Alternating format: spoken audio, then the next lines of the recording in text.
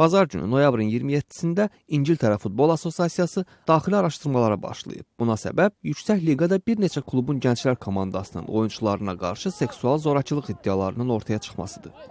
Birdən-birə 4 keçmiş futbolçu etiraf edib ki, onlar uşaqlıqda məşqçi Barry Bennellin qurbanı olublar. Bu etirafı onlar cümə günü BBC-nin efirində gedən verilişdə ediblər. Təcavüz haqqında ilk olaraq Crewe Alexandra klubunun keçmiş oyunçusu Andy Woodward məlumat verib. Bundan sonra Bennellin qurbanı olduğu iddia edilən başqa şəxslər də mətbuata müraciət ediblər. Seksual zorakılıq haqqında məlumat vermək üçün yaradılmış qaynar xəttdə 100-dən çox zəng daxil olub. Polisin verdiyi məlumata görə hal-hazırda bir neçə adama qarşı istintaq tədbirləri görülür. Adamlar hələ də bizə zəng edib keçmişdə təcavüzə məruz qaldıqlarını deyirlər. Onlar indi öz uşaqları üçün narahat olduqlarına görə zəng edirlər. Özü də tək seksual xarakterli əməllərə görə yox. Çoxlarını bir sual maraqlandırır. Futbol mənim uşağım üçün təhlükəsizdirmi? Keçmiş futbolçular özləri güman edirlər ki, söhbət klublarda seksual təcavüzə məruz qalmış yüzlərlə, bəlkə də minlərlə qurbandan gedir.